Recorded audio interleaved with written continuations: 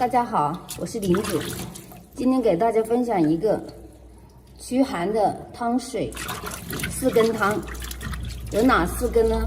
这个是萝卜根、香葱根、白菜根，还有一种就是这个香菜根。我们先初步的给它清洗掉泥沙。这些根的话，很多人平时就直接扔掉，但是我们平常都拿它当宝的。所谓是药3分毒，药疗的话不如食补。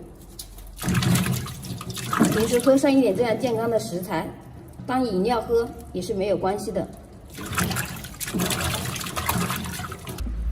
这个难清洗一点，现在上面的泥沙基本上已经清洗干净了，我们将它控水。再重新倒入干净的水，往里面加一点食盐，给它浸泡10分钟。因为这个菜根是长期生长在泥土里面的，多少会有一点细菌，给它泡一泡。时间到了之后，我们再将它清洗干净，然后控干水分。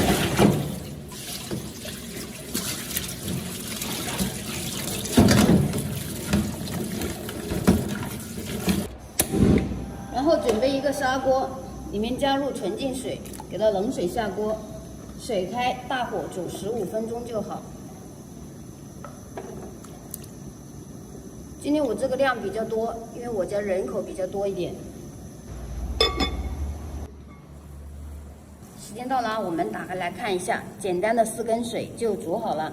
如果是小孩子喝的话，建议放一点点的糖，给它调一下味。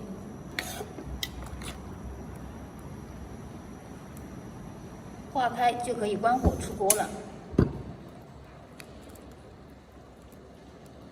还有一点大家要注意，这个4根水主要是起到一个驱寒的作用，但是家里老人和小孩子如果有咳嗽的话，最好不要喝，因为我里面加了香葱，香葱根的话是一个热性食物，处理不好的话起到一个反作用。像这样装入碗中就可以开喝了。常喝它还可以起到预防感冒的作用。好了，今天的视频就分享到这里啦，谢谢大家的支持，我是林子，关注我，每天更新哦。